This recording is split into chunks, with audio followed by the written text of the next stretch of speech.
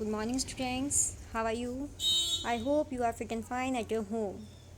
Today, we are going to start our first chapter of science crop production and management. Paheli and Bujo went to their uncle's house during their summer vacation. Their uncle is a farmer. पहेली and बूझो एक दिन अपने uncle के घर गए गर्मियों की छुट्टियों में. Their uncle is a farmer. उनके जो अंकल थे वो किसान हैं.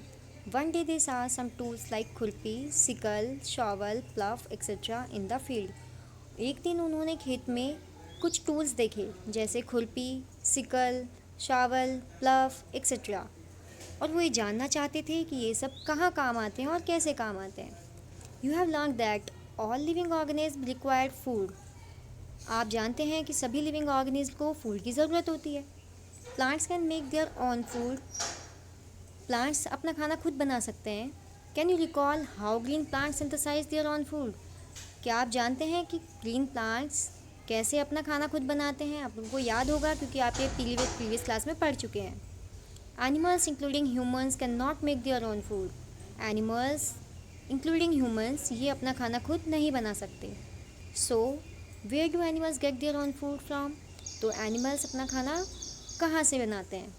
But first of all why do we have to eat food. पहले हम ये जानना चाहेंगे कि हमें खाने की ज़रूरत क्यों होती है.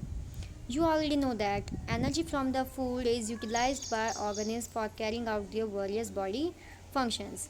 आप ये पहले से जानते हैं कि एनर्जी फ्रॉम द फूड, जो फूड से हमें एनर्जी मिलती है वो यूटिलाइज हो जाती है ऑर्गेनिज्म के through for carrying out their various body functions. उनकी बॉडी के अलग अलग फंक्शंस को कंप्लीट करने में, such as digestion, respiration and excretion. जैसे कि डाइजेशन पाचन, रेस्पिरेशन यानी कि श्वसन, एक्सक्रीशन यानी कि उत्सर्जन. We get our food from plants और एनिमल्स और बोथ. हमें अपना खाना दोनों से मिलता है, प्लांट्स, एनिमल्स एंड बोथ, दोनों से भी. In order to provide food for a large population, regular production, proper management and distribution is necessary. 3 steps हैं. कौन कौन से स्टेप्स नेसेसरी हैं. Regular production, proper management and distribution is necessary. Large population को food provide कराने के लिए first है रेगुलर प्रोडक्शन, कि लगातार इनका उत्पादन होते रहना चाहिए. प्रॉपर मैनेजमेंट होना चाहिए एंड इनका डिस्ट्रीब्यूशन भी होना चाहिए.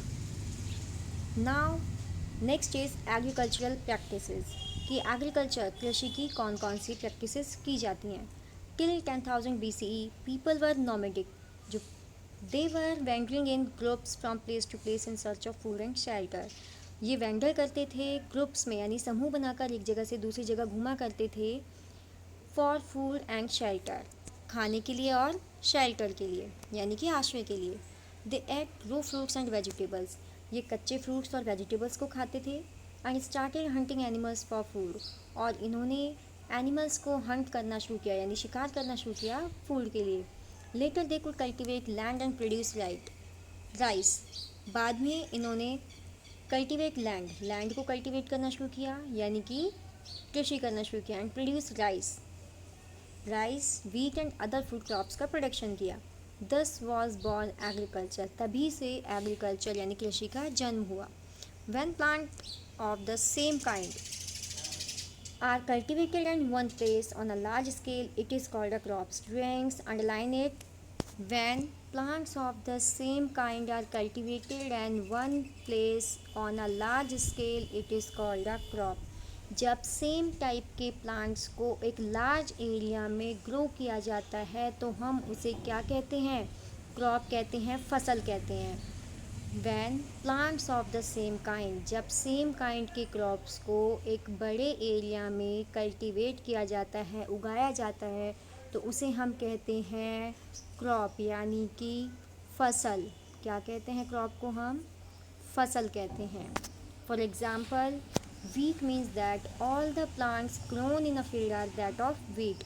क्रॉप वीट मीन्स, क्रॉप की फसल का मीन्स क्या है, all the plants grown in a field, वो सारे प्लांट्स जो कि फील्ड में उगाए जा रहे हैं, दैट ऑफ वीट. अगर वो वीट के हैं तो हम उसे कहेंगे wheat crop. You already know that crop are of different types. ये आप पहले से जानते हैं कि क्रॉप बहुत तरीके की होती हैं, like cereals, vegetables and fruits. These can be classified on the basis of the season. इन्हें हम क्लासीफाइड कर सकते हैं इनके सीज़न के बेस पे इन विच दे ग्रो, जिनमें कि ये ग्रो कर रही हैं। India is a vast country. India एक बहुत बड़ी कंट्री है। The climatic conditions like temperature, humidity and rainfall vary from one region to another. Climatic condition यानी कि जलवायु की जो अवस्था है, जैसे कि टेम्परेचर है, ह्यूमिडिटी है, रेनफॉल है, ये vary from one region to another region, यानी कि एक जगह से दूसरी जगह में बहुत चेंजेस होते हैं। Accordingly there is a rich variety of crops grown in different part of the country.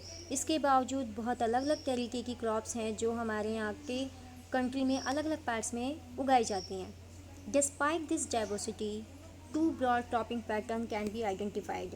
इतनी डाइवर्सिटी यानी इतनी विभिन्नताओं के बाद भी टू ब्रॉड क्रॉपिंग पैटर्न्स, दो बहुत ब्रॉड क्रॉपिंग यानी कि क्रॉप को डिवाइड किया गया है, आइडेंटिफाइड किया गया है उन पैटर्न्स के बेस पर। कौन कौन से हैं वो? Kharif crops, rabi crops. Two patterns हैं, kharif crops and rabi crops. Kharif crops, the crops which are sown in the rainy season. वो क्रॉप्स जो कि रेनी सीजन में, यानी कि अब जो क्रॉप्स होंगी वो कौन सी होंगी? रेनी सीजन की क्रॉप्स जो होंगी वो कौन सी होंगी? Kharif crops. The rainy season in India is generally from June to September, यानी कि अब जून जुलाई के मंथ में जो क्रॉप्स को शोन किया जा रहा है खेतों में, उन्हें हम कौन सी क्रॉप्स बोलेंगे? खरीफ क्रॉप्स बोलेंगे। रेनी सीजन कब से कब होता है हमारे यहाँ इंडिया में? June to September. Kharif crops के एग्जाम्पल हैं paddy, maize, soybean, groundnut and cotton. ये सारी क्या हैं? खरीफ क्रॉप्स है। Rabi crops, the crops grown in the winter season. वो क्रॉप्स जो कि विंटर सीजन यानी कि अक्टूबर टू मार्च, उन्हें हम क्या कहते हैं? रबी क्रॉप्स। उन्हें हम क्या कहेंगे? रबी क्रॉप्स। जो क्रॉप्स रेनी सीजन में ग्रो हो रही हैं वो कौन सी हैं? खरीफ की क्रॉप्स हैं। और जो क्रॉप्स विंटर सीजन में ग्रो कर रही हैं वो कौन सी हैं? रबी क्रॉप्स हैं। एग्जाम्पल है wheat, gram, pea, mustard and linseed.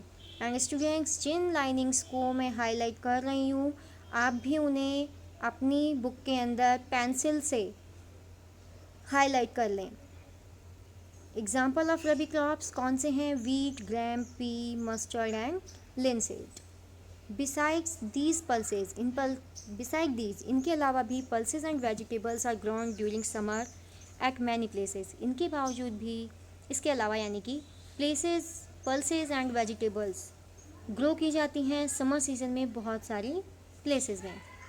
Now next topic is basic practices of crop production.